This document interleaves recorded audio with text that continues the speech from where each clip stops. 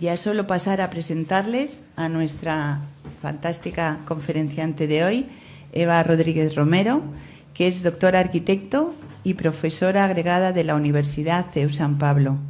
Ella realizó su tesis doctoral en el Instituto de Historia del CSIC sobre el Jardín Paisajista de Vistalegre, precisamente del que nos va a hablar hoy. Y desde entonces sigue investigando en temas relacionados con la historia del jardín, así como de la historia del urbanismo y de la construcción. Es autora de numerosas publicaciones, libros, artículos en revistas científicas y comunicaciones a congresos. En su universidad dirige el grupo de investigación Arquitectura, Restauración y Paisaje, fundado ya hace 10 años, que desarrolla proyectos que han sido financiados por el Plan Nacional de I+D. Por ejemplo, actualmente es la investigadora principal de un proyecto interesantísimo titulado Paisajes de aproximación a la ciudad de Madrid, siglos XIX y XX. Y además imparte docencia en el grado de arquitectura y en el programa de doctorado en composición, historia, teoría y técnica de la arquitectura y el urbanismo. Pero al margen de estas notas, que son las que ella me ha dado, es autora de unos artículos y publicaciones fantásticos, como por ejemplo uno interesantísimo sobre el paisaje de la clausura, esos jardines y esos huertos de conventos que tenemos en Madrid y que son realmente difíciles de ver, como la Encarnación, las Descalzas, y que está publicado, editado por la Universidad de San Pablo CEU.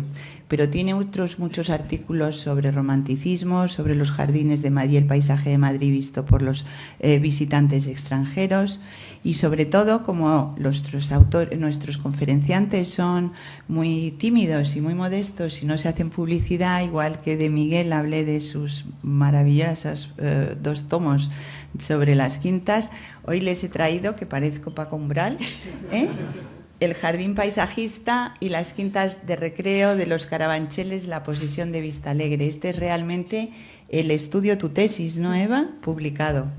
Y hoy ella nos va a hablar de los Carabancheles, de la transformación que sufren esos 2 pueblecitos agrícolas, Carabanchel Alto y Carabanchel Bajo, que en el siglo XIX pues transforman totalmente su paisaje y ven aparecer y multiplicarse quintas y palacetes, como a algunos les sonará la finca de Miranda, la del Marqués de Villena, la quinta de Delicias Cubanas, la del Conde de Campo Alange, que después fue quinta de Godoy. Todos estos, igual, si la Fundación se anima, también hablamos de ellos el año que viene. Pero especialmente hoy nos va a hablar de la quinta de Vistalegre, quizá la más importante de los Carabancheles, no solo por su superficie y su extensión, sino por la calidad de su arquitectura y del jardín, que fue una finca particular de la reina gobernadora, la reina regente, muy amante de los jardines. Pero yo creo que ya me he extendido demasiado y que ahora lo que queremos todos es deleitarnos escuchando a Eva. Muchas gracias.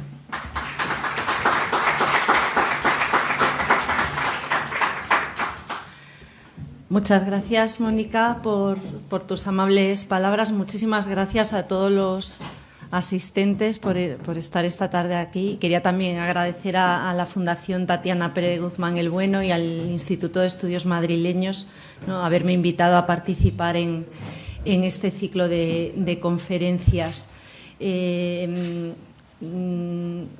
Quiero explicarles un poco, para comenzar, porque el motivo del título, ¿no?, de esta charla. Ven que no aparece el nombre de Vistalegre, pero vamos a hablar de Vistalegre. Hablo de mirar Madrid, mirar la ciudad desde los Carabancheles, ¿no? ¿Por qué?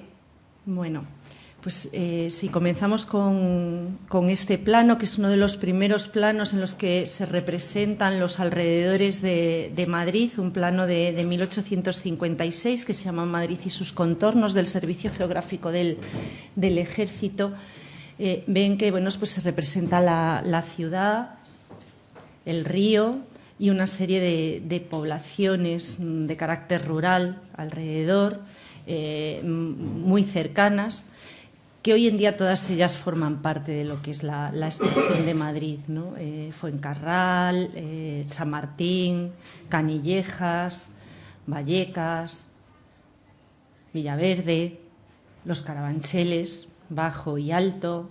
Esta ya está fuera, este es Pozuelo, Úmera, ¿vale?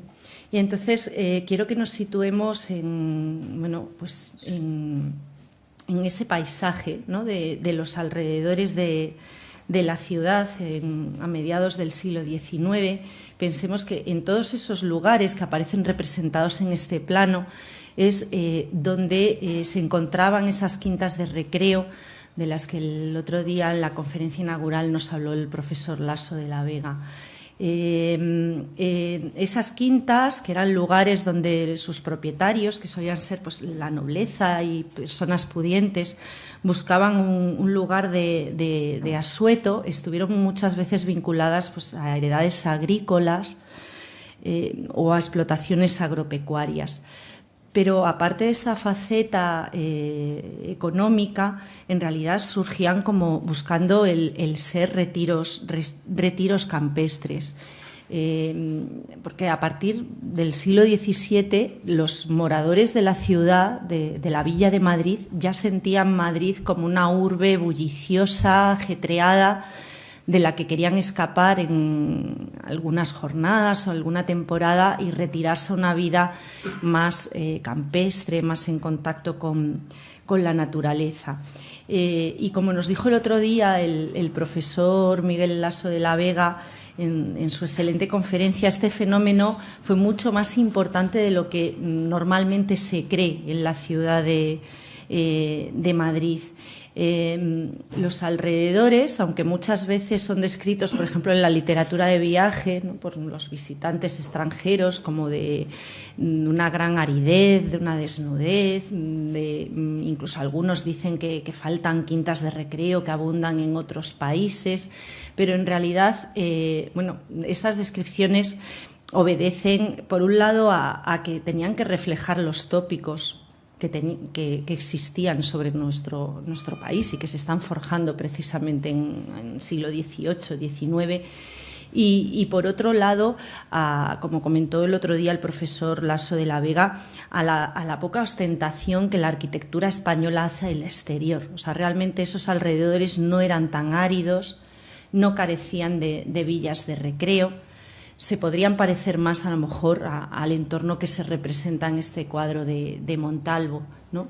Madrid es una ciudad que tiene una situación topográfica privilegiada en un alto sobre el cortado del río Manzanares, con unos alrededores, con alamedas, con campos de cultivos, con zonas de huertas, alamedas y arboledas que se habían visto acrecentadas pues desde época de Fernando VI y de Carlos III con paseos arbolados, trazados exprofeso que conectaban la ciudad que todavía permanecía encerrada en la cerca por una sucesión deslavazada de tapias, conectaban ese casco urbano encerrado en la cerca con el río y con los alrededores.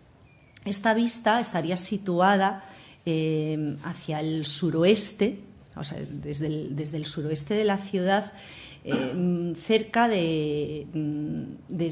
o sea, se podría parecer un poco a la visión que se podría tener de Madrid desde los Carabancheles. Estaríamos un poquito más lejos en Carabanchel, pero seguramente desde las lomas de Carabanchel, que está un poco más elevado, ¿no?, que la zona del río, se visualizaría esa silueta de la ciudad. El lugar idóneo para edificar una quinta de recreo tenía que ser un lugar cercano a la ciudad. Pensemos en que tendría que ser posible llegar en coche de caballos o a caballo, pasar la jornada y regresar, con lo cual no nos podemos alejar demasiado, pero tiene que ser un lugar lo suficientemente campestre, aireado, con vegetación abundante, con un clima más benigno. Se busca normalmente un clima más suave que el de la urbe, pero igual de importante que estar en ese ambiente campestre y rural era volver los ojos hacia la ciudad. O sea, las quintas de recreo, las villas, no se entienden sin la existencia de la ciudad. En realidad, entre ciudad, villa o quinta de recreo, hay un juego de nostalgias mutuas. Muchas de las villas y su arquitectura se planteaban y se edificaban buscando la villa lejana de la ciudad. Y de ahí el título de esta charla. Ese papel de mirador hacia la ciudad es fundamental en las quintas de recreo.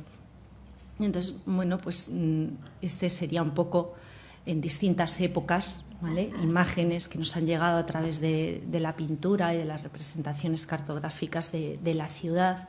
Los ciudadanos disfrutaban del paisaje, de esa visión cercana a la ciudad, pero desde el campo, pues en las romerías, en las fiestas campestres, y la nobleza, pues sin embargo, tenía el privilegio de poder pasar jornadas o incluso temporadas completas en sus quintas de recreo, en lugares desde donde también se podía contemplar la ciudad.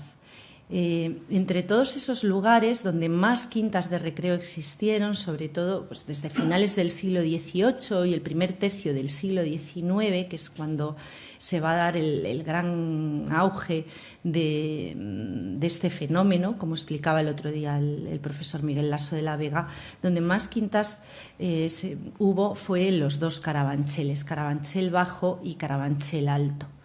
Eran realmente los lugares quizás más cercanos a lo que era el casco urbano, y también tenían un acceso bastante fácil. Entre todas esas quintas, Vistalegre, sin duda, pues era la que más destacaba. Vistalegre, en realidad, a mí me gusta llamarle el jardín de María Cristina. Es María Cristina de Borbón, la reina gobernadora, la madre de Isabel II, cuarta esposa de Fernando VII, aunque luego Vistalegre va a seguir desarrollándose, va a tener otro momento de esplendor más avanzado del siglo XIX, cuando pertenece al marqués de Salamanca. En realidad, la creadora del jardín ha sido esta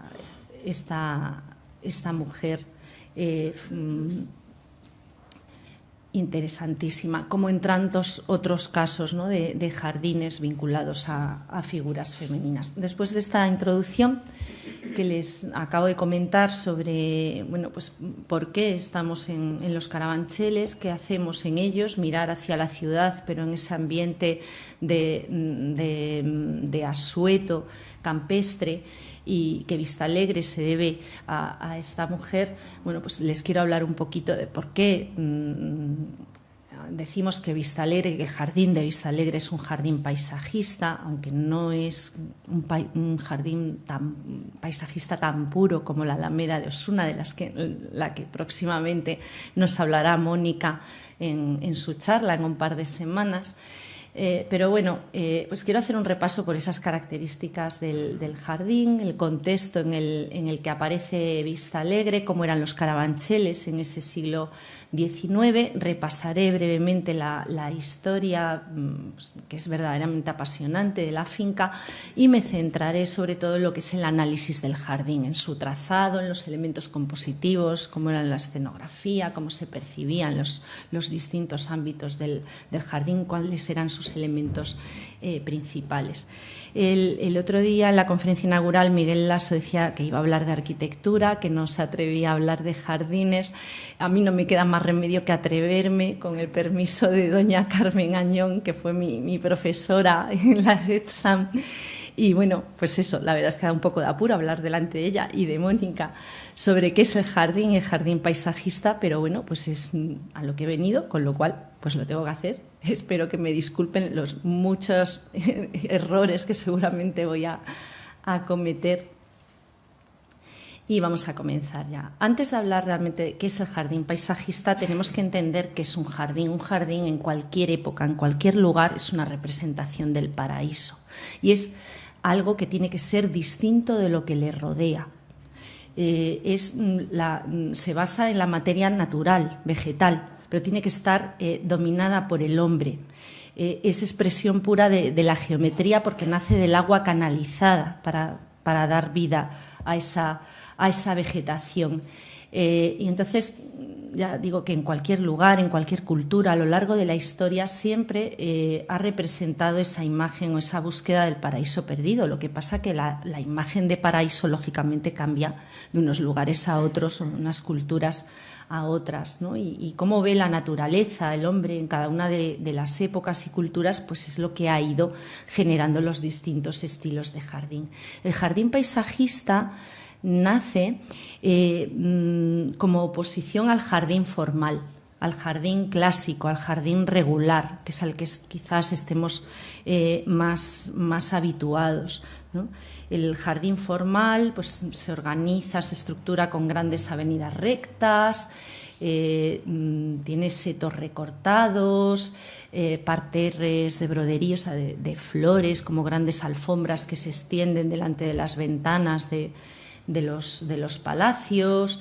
Tiene muchos elementos arquitectónicos, se estructura en bancales, en terrazas, hay presencia de escultura, de estatuarias, siguen un programa iconográfico. No quiere decir que en los jardines paisajistas no nos vamos a encontrar esto, nos vamos a encontrar algo de esto, pero buscando oponerse completamente a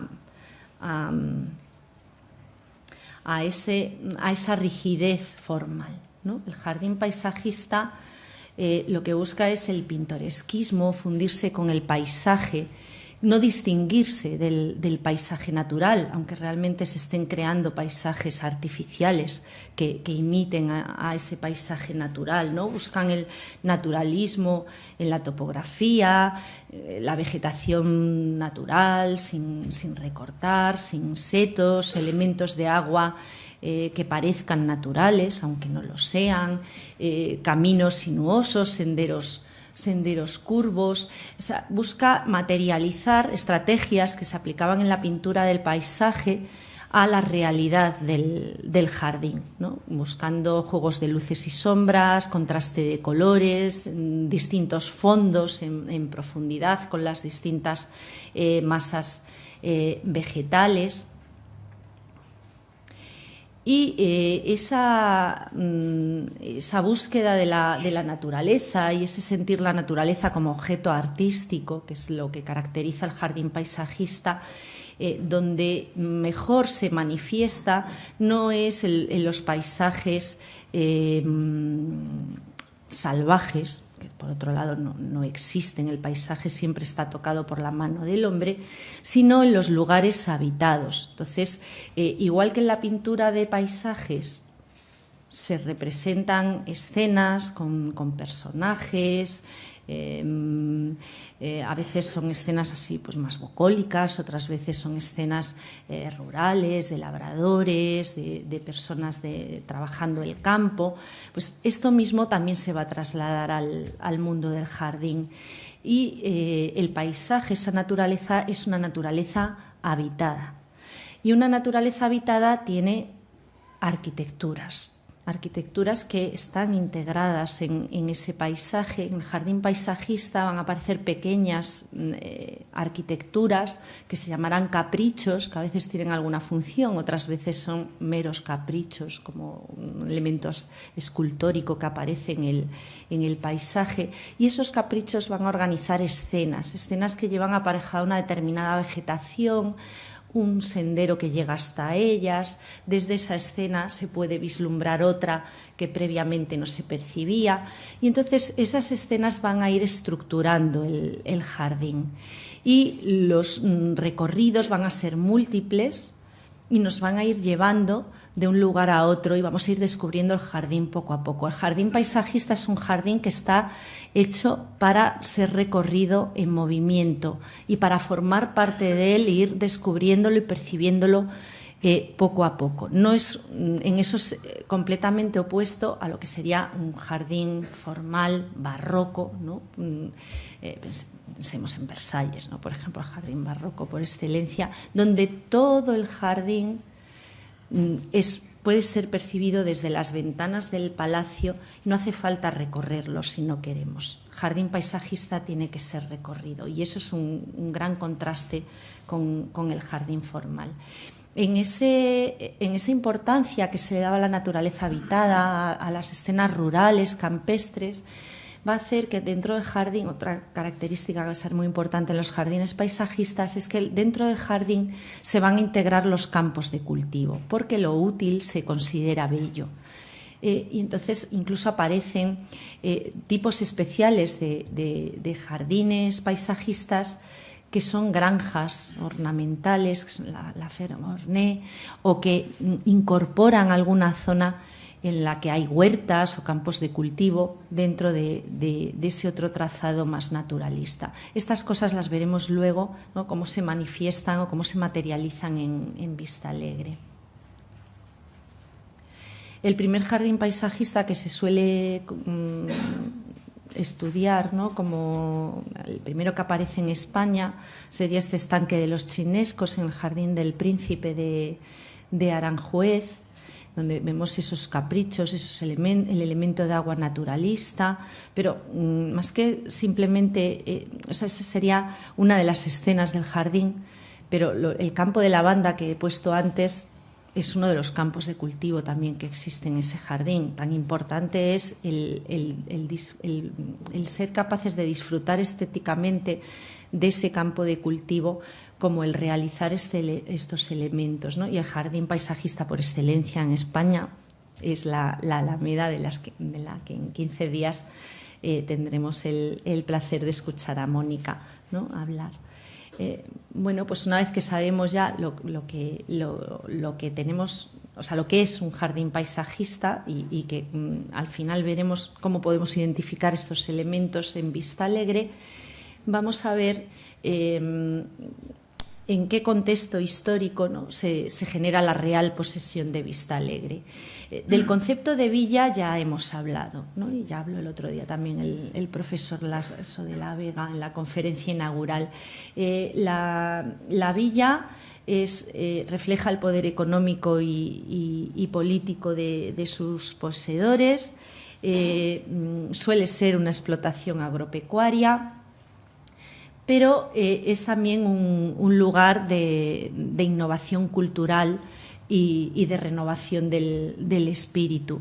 Y por eso no se entiende sin esa dualidad que comentábamos antes de la proximidad a la ciudad y de las vistas. O sea, la villa o las quintas de recreo buscan estar en lugares donde las vistas del paisaje de alrededor sean agradables y campestres y con esas connotaciones bucólicas que puede tener la naturaleza, pero buscan también el mirar a la ciudad, ¿no?, y es un reflejo mutuo.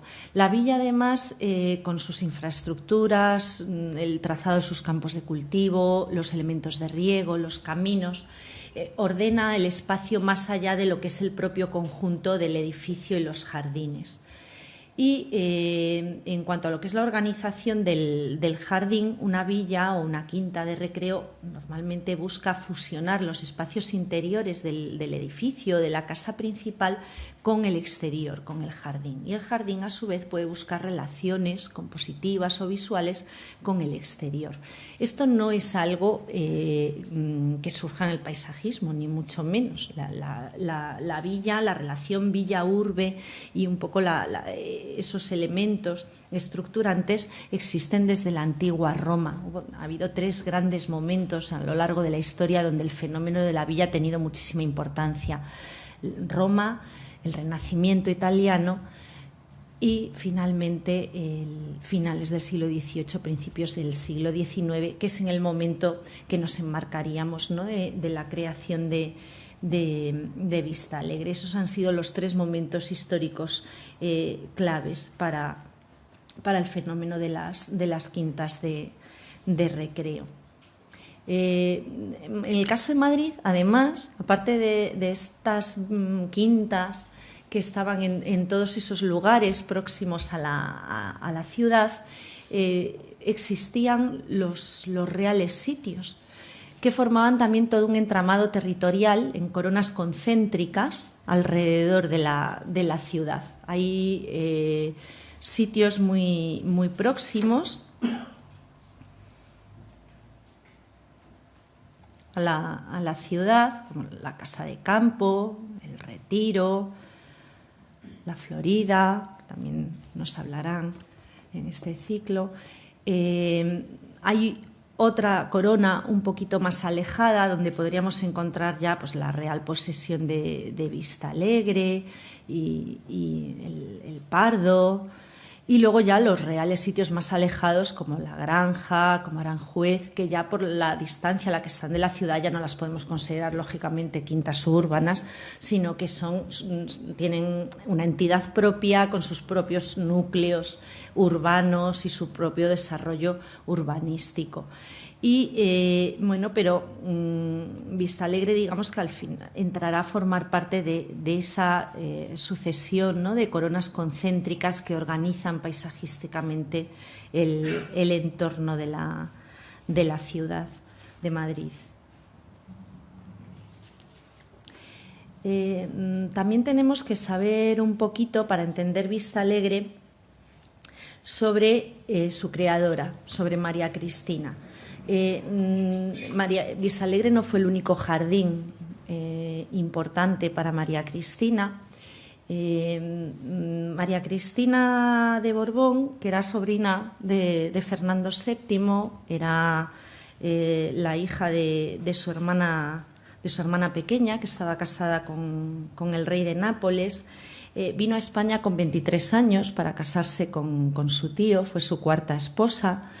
Llegó a España en 1829, en 1831 ya había nacido Isabel II y un año después, en el 32, la hermana pequeña de Isabel, la infanta Luisa Fernanda, y en 1833 murió Fernando VII. La heredera, Isabel II, solo contaba 3 años de edad y entonces María Cristina pues, fue nombrada reina gobernadora, fue la regente, ¿no?, durante los primeros años pues, de la infancia de su hija. Nada más llegar a España en el 29, después de casarse, compró cerca de La Granja, en la provincia de Segovia, la quinta de Quitapesares. Después realizó mejoras en la casa de campo, todavía en vida de su marido Fernando VII. Su marido, por testamento, le cede en usufructo el palacete de la Moncloa y sus jardines, o sea que se ve que ya le interesaba, ¿no?, ese mundo del jardín y de estar en contacto con la naturaleza.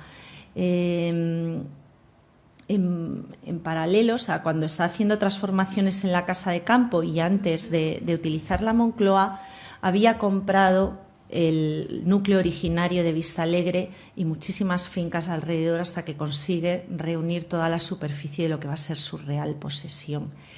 Durante la regencia de Espartero, entre 1840 y el 44, cuando María Cristina tiene que exiliarse a Francia, reside en la Malmaison, donde también va a hacer mejoras en los jardines. La Malmaison era el palacio donde vivía Josefina, y había creado un jardín paisajista precioso con unos invernaderos donde había unas plantas exóticas que se exportaban a otros lugares del mundo. De hecho, cuando está en la Malmaison, María Cristina, desde los invernaderos de la Malmaison, envía flores y arbustos para los jardines de los sitios reales a sus hijas. Luego comentaré cosas de ella y de su vida cuando estemos viendo la historia del jardín. Cuando ya los Carabancheles dejan de ser como el lugar privilegiado de veraneo de la nobleza madrileña, que sería ya pues, hacia el último tercio del siglo XIX, comienza a adquirir ese papel el Aranjuez, y las mismas casas nobles y los mismos personajes que tenían sus palacios en Carabanchel, muchos lo venden o lo mantienen, pero construyen palacios y hacen jardines también en Aranjuez. Y ahí, cuando María Cristina regresa de su segundo exilio, su hija Isabel II le cede la zona del Deleite, por ejemplo, para que construya un palacio para veranear. Por ejemplo, de las mejoras que hizo en la Casa de Campo, recién llegada a España, pues nos da noticias Mesoneros Romanos en su manual histórico topográfico de Madrid. Podría haber dicho que estas mejoras las estaba realizando el rey, ¿no? Muchas veces se dice que Fernando VII, después de la Guerra de la Independencia, pues realizó muchas mejoras en los reales sitios. Muchas de ellas pues seguramente fueron debidas a la inquietud de sus esposas por los jardines, por los lugares de recreo, como en este caso de la Casa de Campo. Estas son imágenes de la Malmaison, ¿vale? El invernadero de la Malmaison, donde se criaban las flores, las especies exóticas que eran enviadas a Madrid. Este es el palacete de la Malmaison en la actualidad, con un aspecto ya muy semejante al que tenía cuando residió allí María Cristina. Esto es también una zona de una ría de agua sinuosa existente en la Malmaison.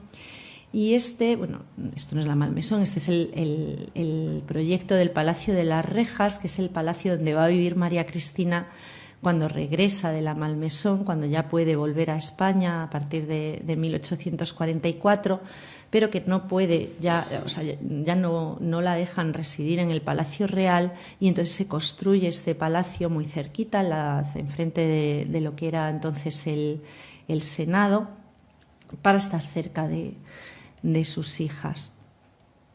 Y este es el Deleite. Este es el Palacio de Aranjuez, el Tridente, el Parterre, o sea, el pueblo está hacia esta zona de aquí, el Jardín de la Isla estaría aquí abajo, y siguiendo este eje llegamos a la zona del Deleite. Era una zona de huertas, de campos de frutales, donde había habido ya un pequeño jardín paisajista con una montaña artificial, con un mirador y unos elementos de agua desde la época pues incluso anterior al Jardín del Príncipe. Este plano, perdón, está a la inversa, pero porque es así el plano, ¿vale? Antes veíamos el Deleite arriba, ahora vemos el Deleite aquí abajo. Ya está transformado, perdón, a ver si consigo que, ¿no?, con esos caminos sinuosos, esas formas más paisajistas. Y este es el palacio que María Cristina construye en el Deleite, que hoy en día es un asilo de personas mayores, ¿vale? Como ha pasado también con Vista Alegre, que muchas de sus palacios han sido transformados en instituciones de beneficencia. ¿Por qué María Cristina tenía esta predilección por las casas de campo, por las quintas de recreo, por tener siempre un lugar al que retirarse, un palacio con jardines donde pasar largas temporadas? Quizás se deba a su origen, al paisaje, a su paisaje natal. Nace en Palermo, pero también vive en Nápoles, ¿no? Nápoles era una ciudad vergel, una ciudad llena de quintas, de recreo, de jardines, en un lugar privilegiado desde el punto de vista paisajístico. Y en Nápoles existía una quinta que era Villa Floridiana, que perteneció a la familia de María Cristina, y ella la tuvo que conocer y tuvo que pasar días de su infancia y de su juventud en esta quinta antes de venir a España, seguramente, ¿no? Si se fijan en la planta, pues hay muchos elementos que recuerdan a la Alameda de Osuna, hay muchos elementos que encontraremos parecidos en Vista Alegre. Esta es una vista aérea de la quinta en la actualidad, el palacio en la actualidad, que es el Museo Nacional de Cerámica de Nápoles, el proyecto del palacio. Cuando luego veamos el Palacio Nuevo de Vista Alegre, acuérdense de este edificio. Y un aspecto de los jardines en la actualidad. Bueno, Carabanchel hemos dicho ya que seguramente el campo que rodeaba Madrid podía tener ese aspecto de arboledas, de zonas de esparcimiento y campos de cultivo en torno al río.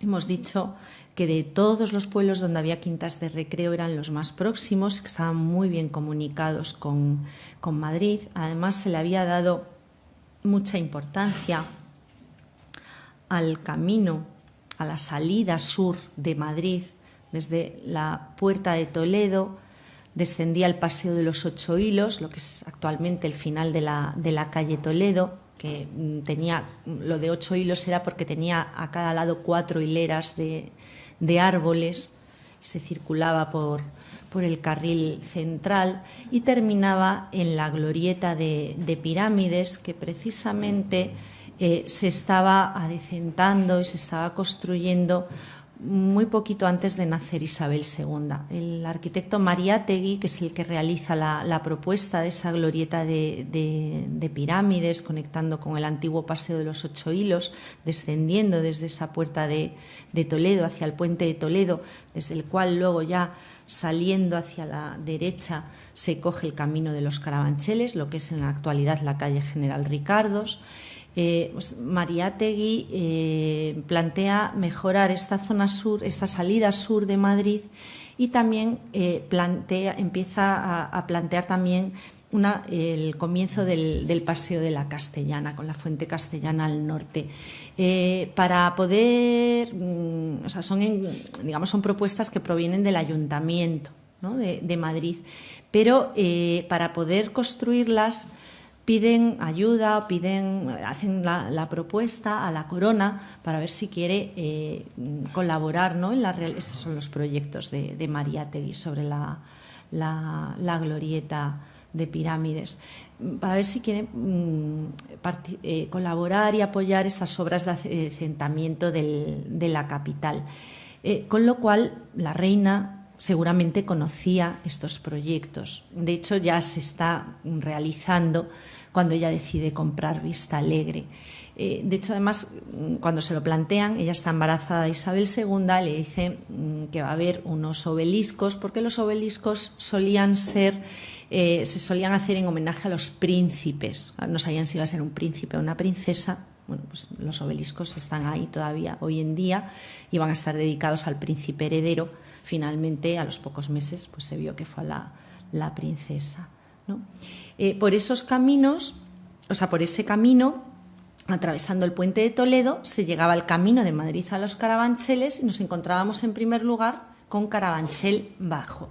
Siguiendo por el camino, a continuación, estaría Carabanchel Alto. En realidad están muy próximos. Esta finca que vemos aquí y esta son colindantes, o sea que de hecho en origen, en los pequeños núcleos que tienen origen medieval eran un solo núcleo, fueron mucho tiempo un solo ayuntamiento. En el siglo XIX son 2 ayuntamientos independientes, luego finalmente pues ya se anexionan a Madrid y pasan a formar parte de la ciudad. El camino se llamaba Camino de Madrid, llegaba hasta la plaza de Carabanchel Bajo, se bifurcaba, ahora les cuento por qué aquí hay este lío de caminos, se bifurcaba hacia la plaza y seguía Carabanchel Alto, o se podía llegar por aquí, por la calle de Pinto, cambiaba el nombre y se llegaba también a Carabanchel Alto, a la plaza de Carabanchel Alto, y luego ya el camino continuaba y se alejaba de las poblaciones. Si ustedes van hoy por General Ricardos, verán que al llegar a la zona donde está el acceso a la finca de Vista Alegre, la calle, que es una línea recta hasta ese punto, gira.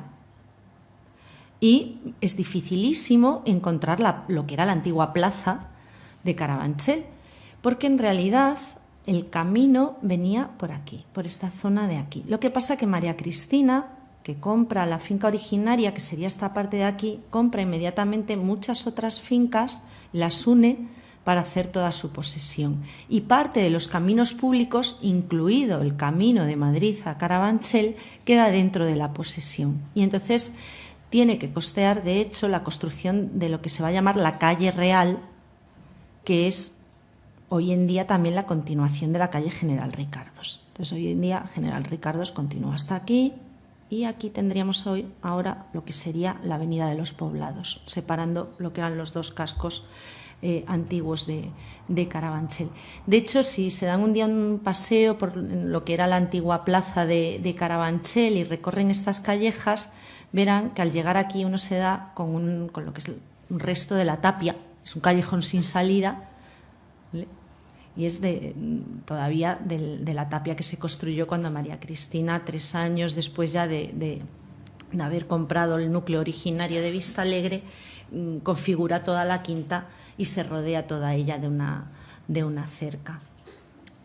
Esta es la representación de Carabanchel Bajo en las hojas kilométricas de 1870, un poquito antes, quizás sea la fecha exacta del plano. Y en ella podemos ver lo que era el pueblo. No sé si se ve mejor así. Ay, no. El pueblo, otras quintas de recreo, con también algunos jardines que pueden presentar algún rasgo paisajista, pero no ninguno tan claro como Vistalegre, y todo esto es Vistalegre, ¿no? Este era el antiguo camino, pero que ya se ha trasladado esa zona de ahí, todo esto ha quedado incorporado a Vistalegre. Este es el Palacio Viejo y este es el Palacio Nuevo. Aquí vemos la finca, digamos, quizás en su momento de mayor esplendor. En esa época ya pertenecía al Marqués de Salamanca y el Marqués de Salamanca ya había hecho algunas transformaciones, pero toda la esencia de lo que va a ser el jardín en realidad ya había sido pautado por María Cristina a comienzos de siglo, ¿no? Estas son unas imágenes, bueno, 2 cuadros, uno de Carabanchel Bajo, otro de Carabanchel Alto, muy semejantes, pues representan ese mundo rural con las alamedas, con los campos de trigo, la iglesia con el campanario, construcciones de carácter agrícola. Esta es una imagen de otro de los jardines de esas quintas de recreo de los Carabancheles, de Carabanchel Alto. Esta en concreto pues tenía una especie de montaña artificial, y esta es una vista aérea de Carabanchel Bajo, perdón, le he dado la vuelta, y este es Carabanchel Alto. Esta en concreto es la antigua perdón. En la actualidad es el Colegio de los Marianistas. Y aquí se ve en la toma aérea, ¿no? En el vuelo se ve perfectamente los senderos sinuosos, las masas arbóreas, un pequeño templete, arquitectura, jardín que organiza esa escena. Algunos de estos elementos todavía están en algunas zonas de los jardines de los marianistas. Pasa que han construido encima pues campos de fútbol, campos de deporte, los edificios, una residencia de ancianos, toda una serie, pero todavía se siguen conservando algunos de esos elementos, como sucede en Vistalegre. Vistalegre, por tanto, como Real Quinta, nace con María Cristina, pero digamos que lo que es el Palacio Viejo, de ahí su denominación de viejo, existía por lo menos parcialmente con anterioridad. Hay noticias de que, bueno, pues a comienzos del siglo XIX había una pequeña quinta de recreo particular que pertenecía al médico de cámara de Su Majestad. Entre 1822 y 1825 esa quinta de recreo pasa a pertenecer a Ignacio Bringas, que intenta adecenta los jardines, hace algunas construcciones, realiza una casa de baños, la abre al público para que en vez de ser una quinta particular, pues sea una quinta de recreo público. De hecho, incluso existía un ómnibus que salía de la Puerta del Sol y llegaba hasta la quinta de Vistalegre para que la gente pudiese pasar una jornada en el campo en ese lugar. En 1825 la finca la compra el coronel Pablo Cabrero, que además era el esposo de la dueña de Platerías Martínez, y mantienen ese negocio, ¿no?, de quinta de recreo y baños públicos.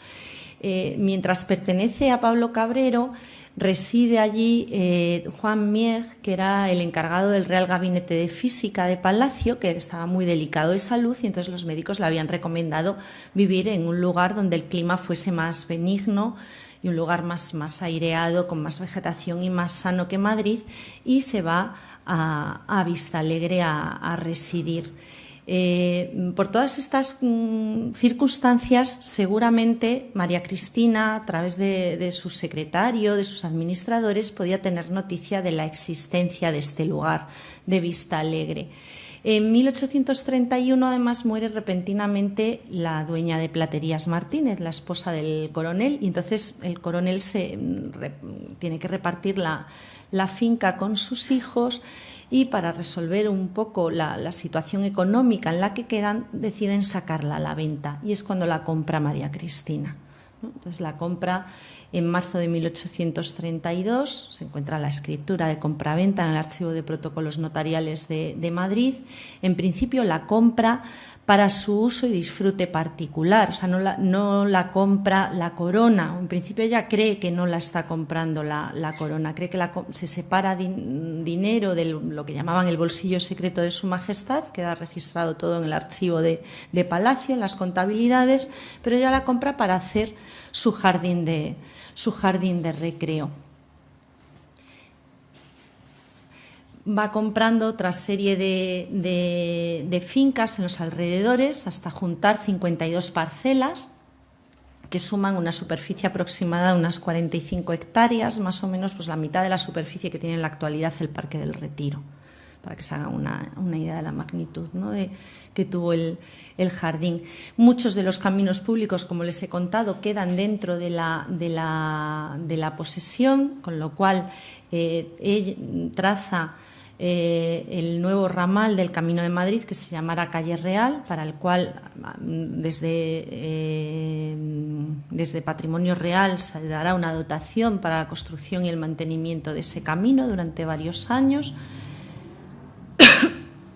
Y va realizando, pues entre 1832 y 1840, todas las obras en los edificios, en los jardines, ampliando los edificios existentes y levantando edificios nuevos, contando muchas veces pues con arquitectos que eran del ámbito de los arquitectos reales, ¿no?, como Martín López Aguado, Juan Pedro Allegui, que ambos intervinieron en el Palacio Viejo, en la estufa, el gran invernadero que tenía el Palacio Viejo, y en el Palacio Nuevo, y también muchos jardineros, ¿no?, que trabajaban como jardineros reales en el Campo del Moro, en los reales sitios, trabajarán en Vistalegre durante esos años. Del 40 al 44 es cuando María Cristina, durante la regencia de Espartero, tiene que ir exiliada a Francia. Desde allí, como les he comentado, envía flores desde la Malmaison a sus hijas para los jardines de los reales sitios. Y además, como dato curioso, comentarles que cuando sale de España, que viaja de incógnito, camino al exilio, su seudónimo era el de Condesa de Vistalegre, que yo creo que es una muestra, ¿no?, del amor que ella sentía por su jardín, ¿no?, por su quinta de recreo. De hecho, en el futuro, cuando vuelve y se reconoce su matrimonio morganático, la hija mayor de su segundo marido será la duquesa de Vistalegre también. En el 46... María Cristina, que ya ha vuelto del exilio, ya se ha reconocido su matrimonio, es cuando ya no puede residir en el Palacio Real y empieza a construir el Palacio de las Rejas. Cede la posesión de Vistalegre a sus hijas, a Isabel II y a la infanta Luisa Fernanda, con la condición de que no la dividan, que la mantengan unida. Ahí es cuando, por ejemplo, Narciso, Pascual y Colomer interviene por primera vez en Vistalegre, antes de que Vistalegre sea del Marqués de Salamanca, ¿no? Porque muchas veces se dice que Narciso, Pascual y Colomer había trabajado mucho para el Marqués de Salamanca, pero Narciso Pascual y Colomer va a trabajar antes, ya en esta época. Y también jardineros del ámbito real, ¿no? Como Francisco Viet y Fernando Butelú trabajarán en ese momento, porque a partir de ahí, aunque ya se llamase Real Posesión de Vistalegre, a partir de ahí es cuando forma, al pertenecer a Isabel II, es cuando forma parte de los reales sitios, ¿no? Y adquiere ese carácter de real sitio. Lo que sucede es que realmente la finca pues era muy difícil de mantener, y aunque se la cede con la condición de que no la dividan, pues las hermanas intentan varias veces dividirla en dos partes que tengan un valor equivalente, encargan varias tasaciones. Gracias a esas tasaciones se conservan los planos más antiguos de Vistalegre, que no son los planos de proyecto, sino que son los planos que se realizan en 1845 para el inventario previo a esa cesión, y se hacen otros inventarios antes, entre el 45 y el 58, y en todo lo que supone la resolución del testamento de Fernando VII, es ahí un poco cuando sale a la luz que en realidad, como Vistalegre había sido comprada con el dinero del bolsillo secreto, en realidad, aunque María Cristina se creía de buena fe la única dueña del jardín, en realidad era un bien ganancial, con lo cual le corresponde una mayor parte de la herencia a Luisa Fernanda. No pueden tenerla las dos pro indiviso, con lo cual se resuelve la testamentaría al final decidiéndose entregar Vistalegre a Luisa Fernanda. Luisa Fernanda reside ya en Sevilla, no puede hacerse cargo del coste del mantenimiento del jardín, y entonces es cuando saca la finca íntegra a la venta, y es cuando la compra el marqués de Salamanca. El marqués de Salamanca mantuvo la finca, hizo muchísimas mejoras en ella, transformó zonas del jardín, algunos trazados son más paisajistas en esta última época que incluso lo habían sido inicialmente, y mantiene la finca hasta su muerte. De hecho, muere en el Palacio de Vistalegre, en el Palacio Nuevo, porque, bueno, pues como este personaje se había arruinado varias veces, toda la ajetreada vida que tenía, pues al final los últimos años de su vida reside en Vistalegre, porque tiene que vender el Palacio de Recoletos, y entonces, bueno, pues se queda en la quinta. De hecho, intenta también vender Vistalegre porque seguía necesitando liquidez, intenta vendérsela al Estado, no la compran, intenta vendérsela a Isabel II, que estaba exiliada en París, para que fuese su residencia cuando regresase a España. Finalmente no dejan que Isabel II vuelva a comprar la Vistalegre, con lo cual al final, bueno, pues cuando muere en 1883 Vistalegre, la heredan sus hijos, que finalmente la venden al Estado con la condición de que se dedique a beneficencia. Y eso es un poco el destino final que ha tenido, ¿no? No voy a entrar en toda la historia de Vistalegre como finca de beneficencia, pero cuando hagamos la visita, los que puedan venir a la visita, pues ahí sí que veremos un poco en cómo se ha ido transformando, ¿no? y qué palacio, o sea, qué instituciones fueron albergando los distintos palacios y qué edificios nuevos se fueron construyendo. Aquí podemos ver Vistalegre en torno a 1870, en las hojas kilométricas, en otro plano de la misma época, un trazado muy parecido, donde se ven los elementos que fue incorporando el marqués de Salamanca. El marqués de Salamanca terminó de construir el Palacio Nuevo, que había sido comenzado por María Cristina, realizó este jardín oval a la entrada de Vistalegre, pero mantuvo pues prácticamente todos los elementos que existían ya desde antes. Aquí vemos una foto aérea seguramente durante la Guerra Civil, donde vemos el Palacio Viejo, que ya era Colegio de Huérfanas de la Unión. Se había construido la iglesia y esta ampliación hacia la parte de atrás, el Palacio Nuevo, que era el asilo de inválidos del trabajo, alguna construcción fabril, pero se seguía conservando toda la zona de huertas, las alineaciones de árboles, zonas de bosquetes, todavía bastante semejante a como era el jardín, ¿no?, a finales del siglo XIX. Aquí ya vemos una foto más reciente, donde este es el Palacio Nuevo, este es el Palacio Viejo. Esta era la ría, el gran estanque sinuoso que terminaba en una estrella, estaría aquí. Este es el Colegio de Santiago, que se rellenó de tierra el estanque final para que fuese el campo de juegos del colegio, y ya pues posteriormente a 1842-44 se comienzan a construir todas estas edificaciones por parte de regiones devastadas, todas para instituciones de beneficencia, ¿no? Pero fueron transformando completamente, ¿no?, el aspecto originario del jardín. Esta es una foto un poquito más reciente, pero vemos que siguen existiendo todos esos edificios, y que hay elementos del jardín que perviven solamente en la zona norte y la zona oeste, en torno a lo que serían el Palacio Viejo y el Palacio Nuevo. Esta es una imagen actual. Ya tenemos en lo que era la Plaza de Toros el Palacio de Vistalegre, lo que se llama en la actualidad el Palacio de Vistalegre, que es la Plaza de Toros y lugar de conciertos y eventos.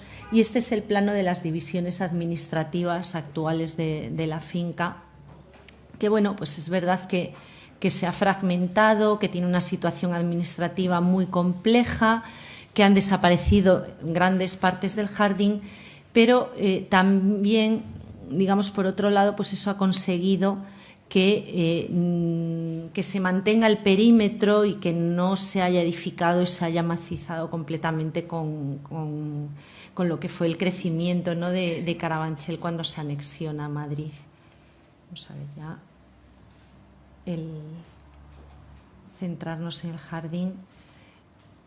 Quiero ponerles esta descripción que hace Madoz en su diccionario de la finca, porque va citando un poco todos los elementos importantes y todas las cosas, muchas de las cosas que hemos ido comentando, ¿no? Dice que la magnificencia de esta posesión revela desde luego que pertenece a su majestad, encierra en su vasto recinto innumerables árboles de todas las especies, laberintos, jardines, 2 olivares, viñedos, 4 norias, situada en un cerro, se distinguen en círculo muchas leguas de terreno, se ven perfectamente los carabancheles, Madrid, Leganés, Getafe, Villaverde, otros pueblos que presentan una vista agradable.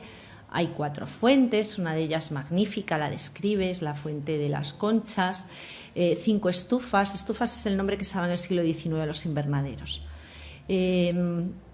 Describe la estufa grande, describe la ría, dice que es un canal de 7 varas de ancho, 3 de profundidad, que termina en una isla, en un embarcadero, donde hay una cascada, y nombra otros elementos como la naranjera, la casa de vacas. Todos estos elementos serían los caprichos que van configurando las escenas del jardín. Y esta descripción es del año 46, cuando Vistalegre es cedida por María Cristina a sus hijas. El jardín ya estaba perfectamente conformado y trazado. Por un lado, les voy a comentar cómo era el recinto, las puertas, cómo era la estructura del conjunto, cuáles eran las escenas principales, dónde estaban situados los palacios dentro del jardín, cuáles eran los elementos de agua, en la faceta de Vistalegre como jardín huerto, y terminaré un poco pues hablándoles de las estufas. El recinto, que bueno, es el que hemos podido ver en los planos que les he ido mostrando. Este es el plano más antiguo donde se ve íntegra la real posesión de Vistalegre. Es el plano que traza Narciso Pascual y Colomer en el inventario de 1845, cuando María Cristina está pensando en donar, en ceder la finca a sus hijas. Aquí vemos la ría con ese estanque circular, otros elementos que luego desaparecen, que también parecen elementos sinuosos de agua. Este es el Palacio Viejo y la estufa grande. Este es el Palacio Nuevo, que había empezado a construir María Cristina, pero se había dejado sin concluir y no se concluirá hasta la época del Marqués de Salamanca.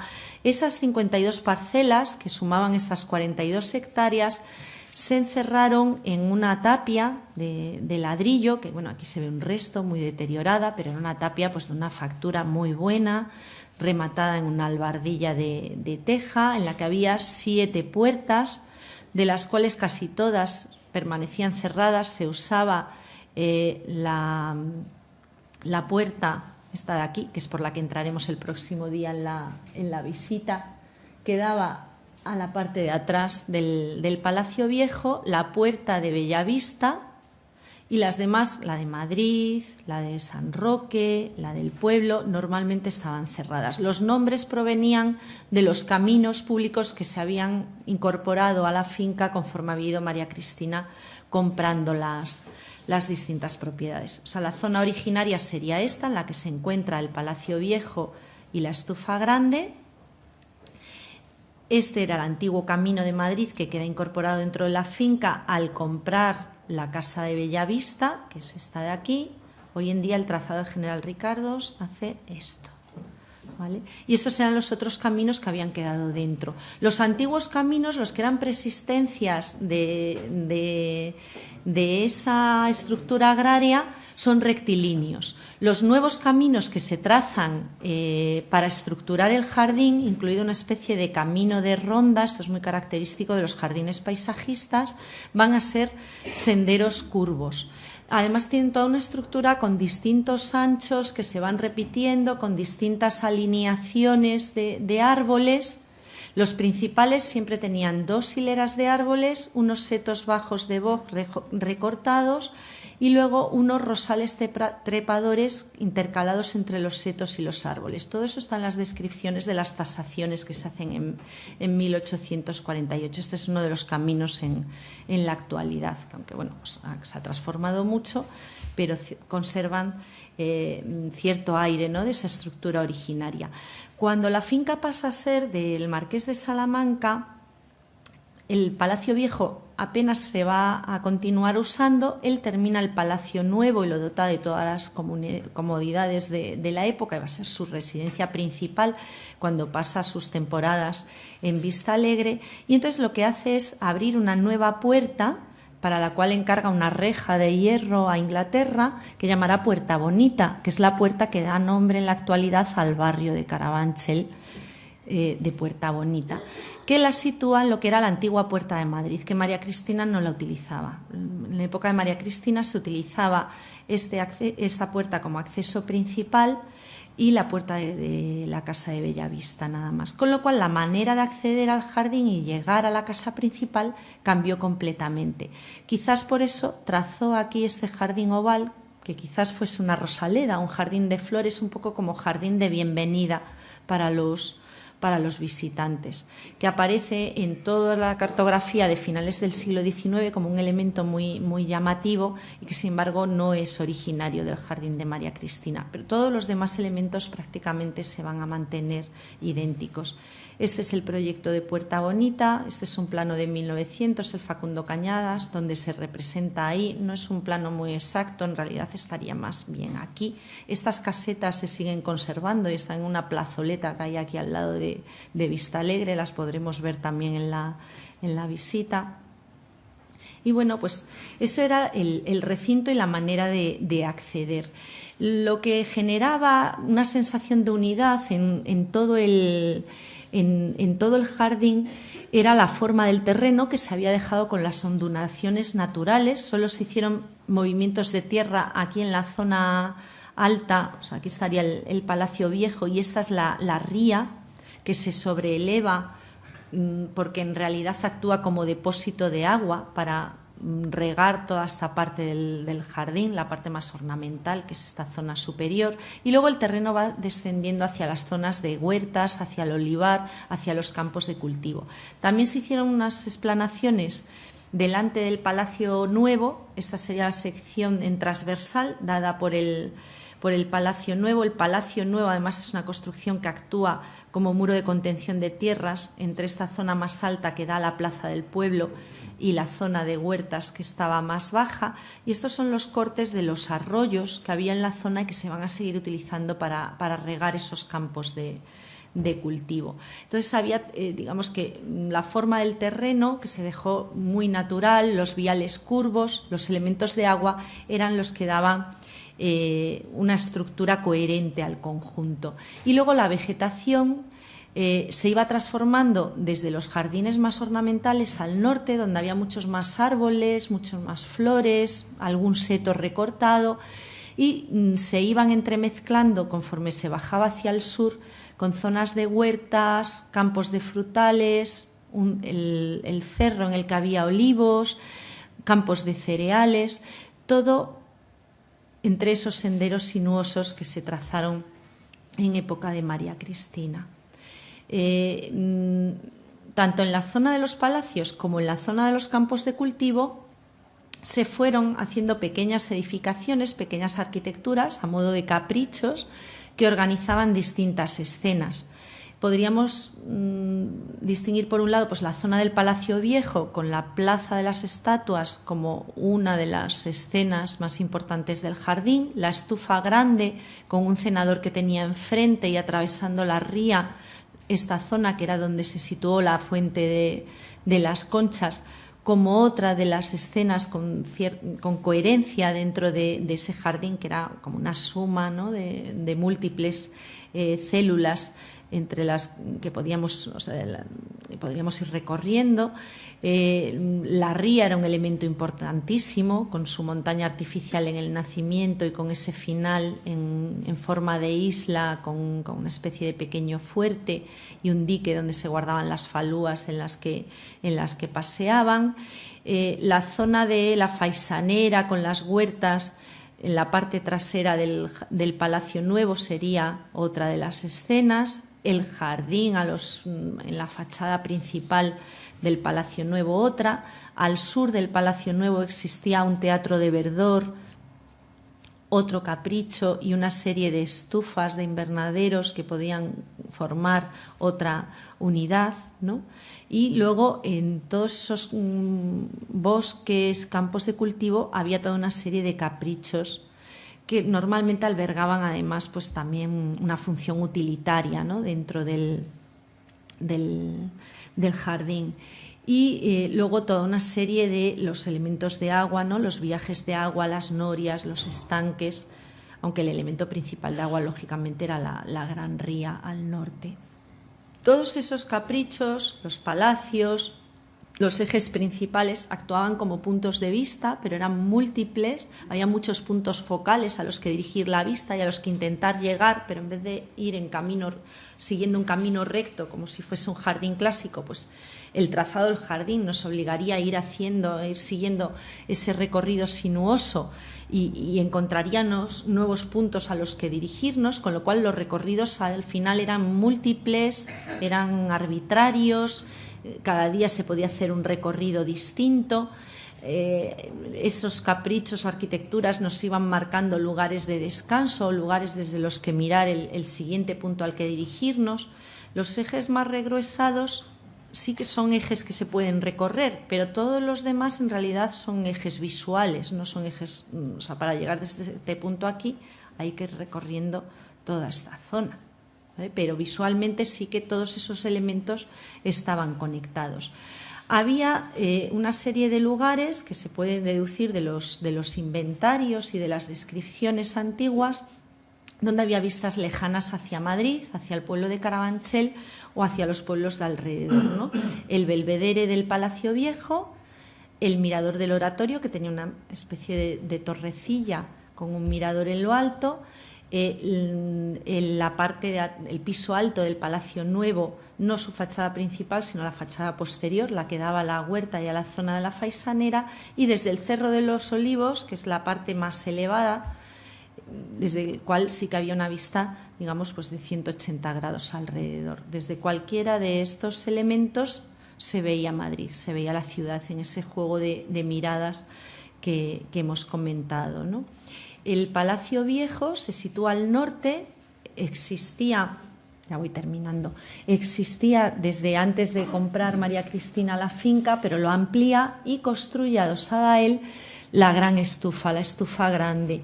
De manera que piensen que al principio, durante varios años, esta zona de aquí de arriba no pertenecía a Vistalegre, este era el camino público de Madrid a Carabanchel, con lo cual ese palacio actúa como pantalla. No estaba construida la cerca tampoco, actúa como pantalla y el jardín se desarrolla a partir de ahí a los pies. La parte de atrás es mucho más ciega, buscando esa privacidad, y sin embargo la arquitectura y las vistas se abren hacia el jardín. Estos son los planos de 1845 que se hacen para la cesión durante el inventario. Quizás el núcleo originario fuese esta parte y estas salas se construyeron en época de María Cristina. No era ni tan alto ni tan ancho como el que vamos a ver hoy en día, que está ampliado, se amplió varias veces cuando se transforma en colegio de huérfanos y luego también en época de regiones devastadas. Y esta es la estufa grande que se construye de la misma longitud prácticamente el palacio, que se construye a la entrada, de manera que toda la parte de atrás era ciega, daba el camino. Este es el camino de acceso que conduce a ese palacio viejo. Delante de la entrada principal del palacio estaba la plazoleta de las estatuas. Esta es la plazoleta en la actualidad. El trazado está bastante transformado, pero bueno, todavía se sigue percibiendo ese trazado en semicírculos. Este es otro punto de esa zona. Esta es la galería actual del Palacio Viejo. Esta columnata seguramente sea de la época de regiones devastadas, de los años de 1944. Esta es la vista de esa zona del jardín, a veces se le llama parterre, no es del parterre, desde la galería. Delante, en esa zona que se ve desde el jardín, lo que había era un jardín de juegos en bosquetes. Este juego no es de Vistalegre, es de la Alameda, pero bueno, para que se hagan una idea de cómo podían esos juegos diseminados entre los bosquetes. Esta es una imagen de la Ilustración española y americana que representa el Palacio Viejo cuando ya se ha transformado en Colegio de Huérfanos de la Unión y ya se habían construido unas galerías, pero que eran de madera, ¿no? Buscando esa vista del jardín y la iluminación y el soleamiento. Esta es la fachada sur. Esta galería de madera se sustituye después por esa columnata en la posguerra. Esta es la iglesia que se construye cuando el palacio ya es colegio de huérfanas. Este es un teatro que se hizo para las niñas también, todos en la parte de atrás del palacio. El otro edificio más importante sería el Palacio Nuevo. El único plano que se conserva en el Archivo Real de Palacio de ese palacio en época de María Cristina es un dibujo a lápiz que no coincide exactamente con cómo se construyó después. Esta es la restitución que ha hecho Miguel Lasso de la Vega del palacio, ya seguramente en época del Marqués de Salamanca. El marqués va a dejar abandonado el Palacio Viejo y va a utilizar su Palacio Nuevo, que será terminado por Narciso Pascual y Colomer, sobre todo en lo que es la decoración exterior. Esa es una imagen más reciente del palacio. Delante del palacio hay un jardín bastante formal, con fuentes, que es pues como más neorrenacentista, ¿no? Como a los pies del palacio. Ese es el pórtico del Palacio Viejo. No sé si en la visita nos podremos acercar, porque este palacio ahora está cerrado, apuntalado, vacío, a espera de ser declarado bien de interés cultural, pero sigue sin resolverse. Y bueno, pues simplemente fíjense en el pórtico, a lo mejor lo conseguimos ver de lejos en la visita. El pórtico no lo construye Pascual y Colomer, no se hace en época del Marqués de Salamanca, se hace en época de María Cristina, porque se está desmontando la columnata que se había empezado a construir en la Plaza de Oriente por Isidro González Velázquez, por falta de fondos para terminarla, se desmonta y están recogidas las órdenes en el archivo de trasladar las piedras desmontadas, una orden de Fernando VII que dice que se trasladen esas piedras al jardín que su esposa está realizando en Vista Alegre. Y entonces, bueno, pues este es el proyecto de este templete en el que remataba la exedra de la Plaza de Oriente, y es que es tal cual, o sea, se puede comprobar perfectamente que son esas 6 columnas que se reutilizan para hacer ese pórtico. Luego todos estos elementos ornamentales sí que son ya característicos de Narciso Pascual y Colomer y serán posteriores, y seguramente pues son de cuando se termina el palacio ya para el marqués. En el interior había un gabinete árabe, que era algo muy típico de los interiores decimonónicos. Bueno, había toda una serie de construcciones auxiliares, pues la casa de caballerizas, la casa de Bellavista, la casa de administración. Todo está levantado, medido, tasado, inventariado para la cesión. Todos estos elementos que estaban diseminados por el jardín, el dique, la naranjera, la casa de vacas, el castillo viejo, la faisanera, las puertas. Estos son distintos proyectos para la casa de vacas, aunque el estado real era esto era un trazado hipotético. La casa de vacas se encontraba en esta zona de aquí. Hoy en día es un colegio de la Policía Nacional al que se accede desde la plaza de Carabanchel. Al sur del palacio había un elemento interesantísimo que se ve en la planta de 1845 y que lo mantiene todavía el marqués de Salamanca a finales de siglo, que era un teatro de verdor, que ha desaparecido, pero seguramente si se escarba un poquito a medio metro estarán las marcas de las plantas de los setos que lo podían haber configurado. Estas son imágenes de otros teatros de verdor, de villas renacentistas, pero que sería un elemento que, bueno, pues no se ha edificado encima, o sea que podría ser recuperable. Los elementos de agua también eran interesantísimos. Por un lado había arroyos naturales que quedaron dentro de la finca.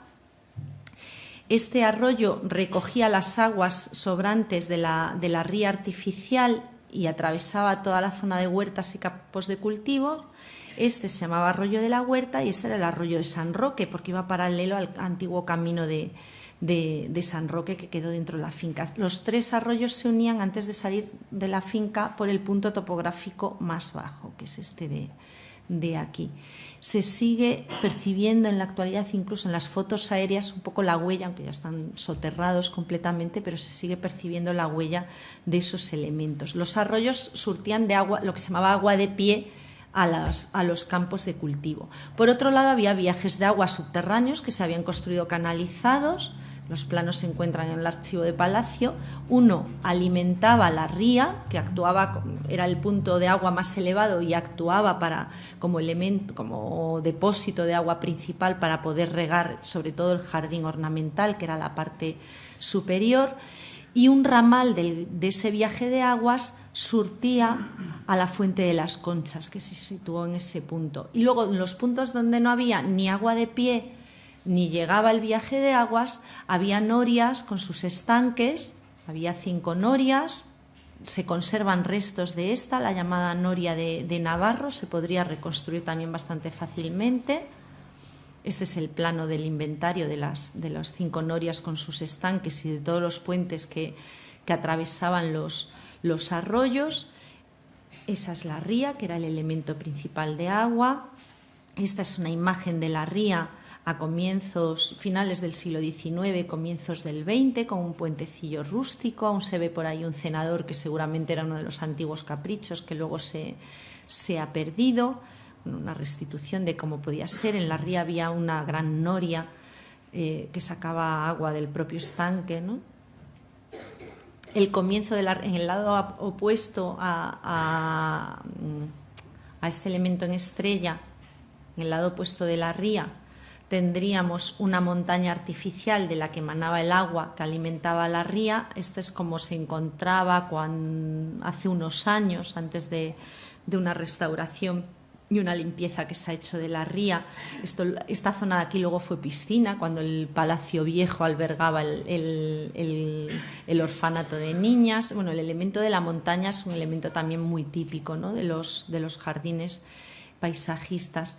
Esta es la ría después de la restauración, que bueno, lo que se ha hecho es se hizo por una escuela taller dirigida por un arqueólogo y una arquitecta, y bueno, estudiaron la profundidad real, coincide con las descripciones, pero luego hicieron un vertido de, o sea, la limpiaron, la estudiaron, la dataron, pero hicieron luego un vertido de hormigón para proteger la estructura originaria, de manera que si se llena de agua, que normalmente no está llena, pues no haya más de, por motivos de seguridad, para no tener que poner una barandilla, pues que no haya más de medio metro de agua. Esta es la ría de la Alameda, pues un poco para que se imaginen ustedes cómo podría ser, ¿no?, la ría en su origen.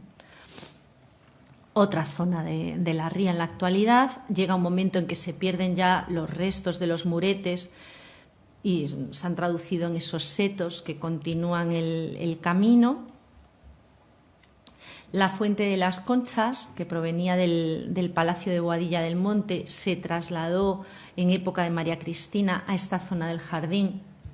Después Isabel II se la va a llevar al Campo del Moro, que es donde la pueden ver en la actualidad. Estos son los proyectos que hizo Narciso Pascual y Colomer para instalar la Fuente de las Conchas desde Vistalegre en el Campo del Moro. La fuente originaria sería este vaso de aquí y el elemento escultórico. El vaso nuevo es el que proyecta Narciso Pascual y Colomer. Había otra fuente ornamental también importante en el jardín a los pies del Palacio Nuevo, que es la Fuente de los Caballos, que recuerda muchísimo a la Fuente de los Caballos Marinos de Villaborghese de Roma. Este grabado se encontraba en libros que existían en la Biblioteca Real, a lo mejor se inspiraron en ellos para su construcción. Y bueno, y por la finca pues todavía se encuentran restos de otras fuentes, fontines, zonas de riego. En cuanto a lo que era la faceta productiva, simplemente comentarles que lo importante de Vistalegre en este sentido es que no había una huerta delimitada diferente del resto del trazado, sino que había una gradación, o sea, no había reservado como en otros reales sitios, sino que había una gradación continua desde el jardín ornamental a los campos de cultivo, con lo cual esos campos de cultivo quedaban realmente integrados dentro del jardín, ¿no?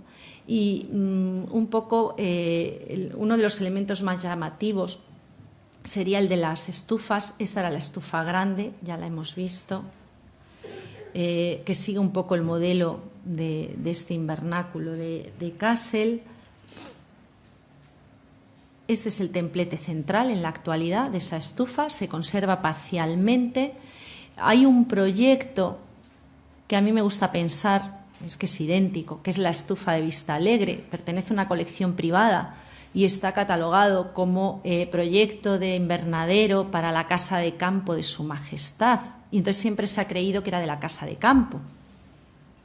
Pero la casa de campo de Su Majestad y la fecha pueden hacer pensar que era la casa de campo que Su Majestad estaba construyendo en Vistalegre. Y de hecho es que coincide con lo edificado, con fotos antiguas de cómo era esa estufa. Este es el aspecto actual. La estufa en la Guerra Civil se destruyó parcialmente, se hundió toda una zona.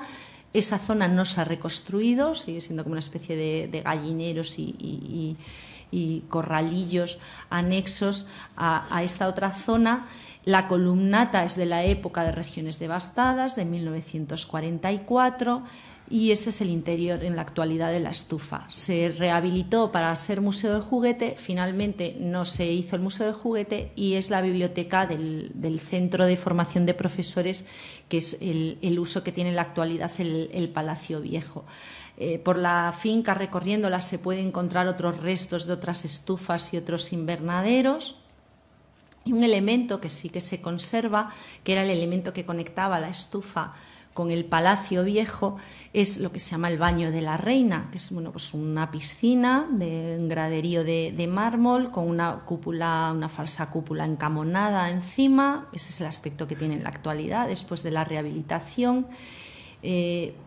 se podía deber a ese origen como casa de baños pública de Vistalegre o se podía utilizar como elemento para dotar de humedad a las plantas del invernadero, de la propia estufa, pero recuerda muchísimo a un baño de Pompeya, al baño Staviano, del cual también había grabados que circulaban por toda Europa, de los cuales se copiaban los interiores de los palacios. La sección de la piscina es que es tal cual el que se reproduce en esta restitución del baño Staviano. Y esta es otra imagen también o sea, no siempre eran baños, se utilizaban como galerías de escultura, formaban parte de los invernaderos muchas veces. El invernadero era un elemento importantísimo, era un símbolo de refinamiento, aparte de servir para cultivar realmente las especies exóticas o las flores de temporada que después se sacaban al jardín en primavera. Y la verdad es que es una pena que, bueno, como biblioteca es estupenda, pero que sería, por recuperar ese uso originario, ¿no? La verdad es que sería fantástico. Ya para terminar, simplemente resaltar lo que creo que es más importante de Vistalegre como jardín paisajista, que es un jardín paisajista, pero no es puro, sino que pervive con esquemas geométricos combinados con ese trazado naturalista. Hay algunas zonas más clásicas, como la del Palacio Nuevo, pero es paisajista, digamos, en la manera en la que hay que recorrerlo, que hay que percibirlo. Los palacios no son los elementos principales que marcan el eje de composición del jardín, sino que siempre se accede tanto al viejo como al nuevo de manera lateralizada. No son el punto central de las composiciones, son referencias focales de fondo, como si fuesen un capricho más de las distintas escenas que articulan el jardín. Y eso sí que es netamente paisajista, ¿no? en Vistalegre. Y las relaciones espaciales al final son múltiples, los recorridos que se pueden hacer son diversos. Otra característica que se ha perdido parcialmente, porque la riqueza botánica del jardín en la actualidad lógicamente es muchísimo menor que la originaria, pero en origen el jardín conjugaba una vegetación de especies mediterráneas con especies exóticas, ¿no?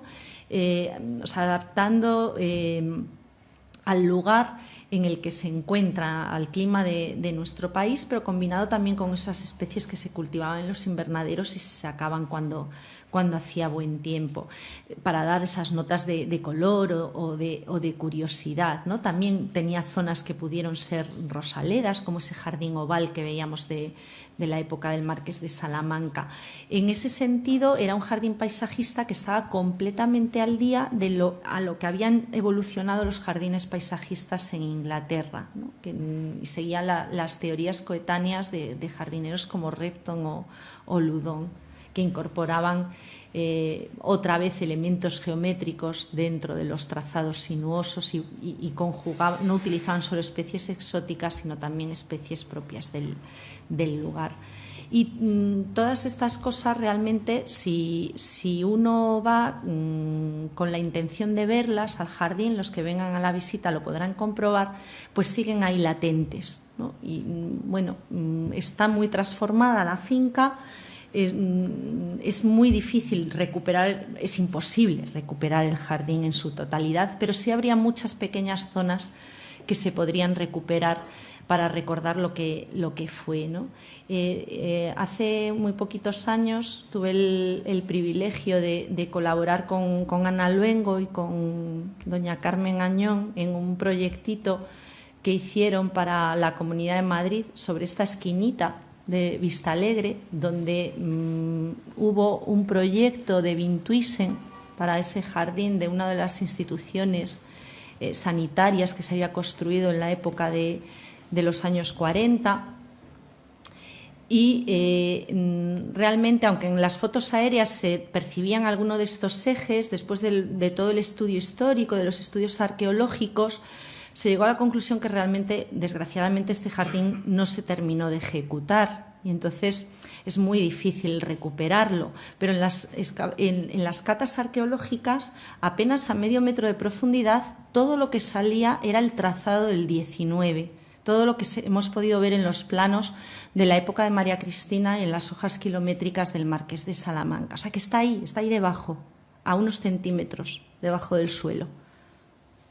Solamente hay, bueno, pues que las administraciones quieran ponerse de acuerdo y se pueda recuperar. El jardín está catalogado por el Plan General de Ordenación Urbana de Madrid como jardín histórico, igual que el Retiro, igual que la Alameda, pero está ahí. En realidad no tiene protección de bien de interés cultural realmente. Entonces, bueno, pues esperemos que no termine desapareciendo, que algún día, yo llevo ya más de 17 años desde que empecé a estudiar, han pasado desde que empecé a estudiar Vista Alegre, ya había tenido varios intentos de rehabilitación, se ha hecho un plan especial, se ha hecho todo tipo de proyectos y al final sigue como congelado en el tiempo. Por otro lado, bueno, pues por lo menos sigue existiendo, ¿no? Residuos que se podrán sacar a lo mejor a la luz algún día. Ya nada más. Muchas gracias por su paciencia.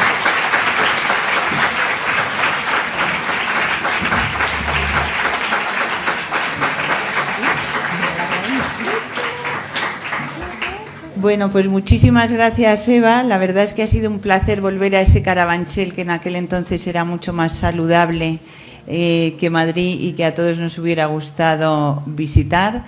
Algunos visitaremos, podremos ver lo poco que queda, pero ya les digo que si quieren ustedes apuntarse, lo intentaremos. Eva, muchísimas gracias porque ha sido un paseo por el tiempo maravilloso.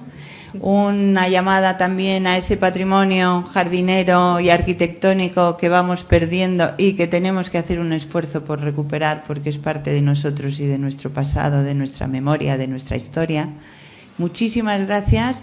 Alguien quería ya sé que hemos abusado un poquito de su paciencia. Muchísimas gracias por su paciencia, sobre todo. Pero la verdad es que era interesantísimo y si alguien tiene muy brevemente alguna pregunta...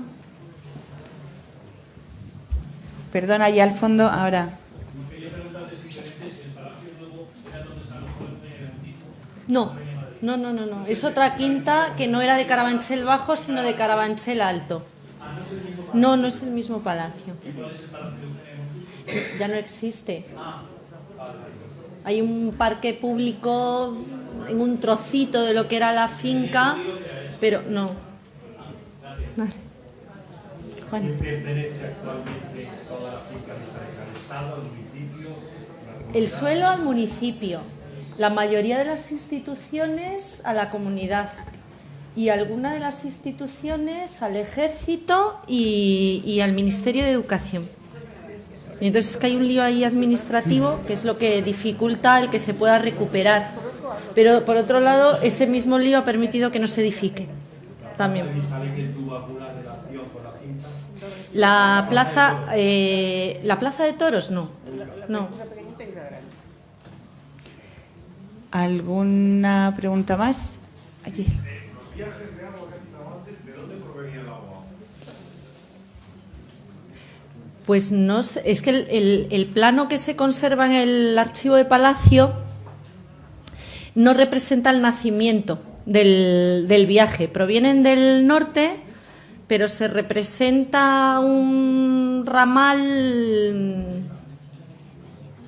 que no se percibe bien, a lo mejor no se llega a representar ni medio kilómetro realmente de longitud.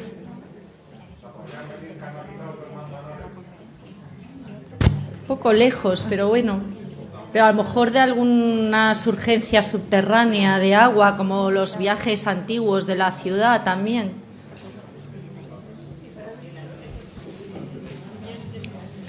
¿Alguna pregunta más? No, pues muchísimas gracias. Atléticos, suerte.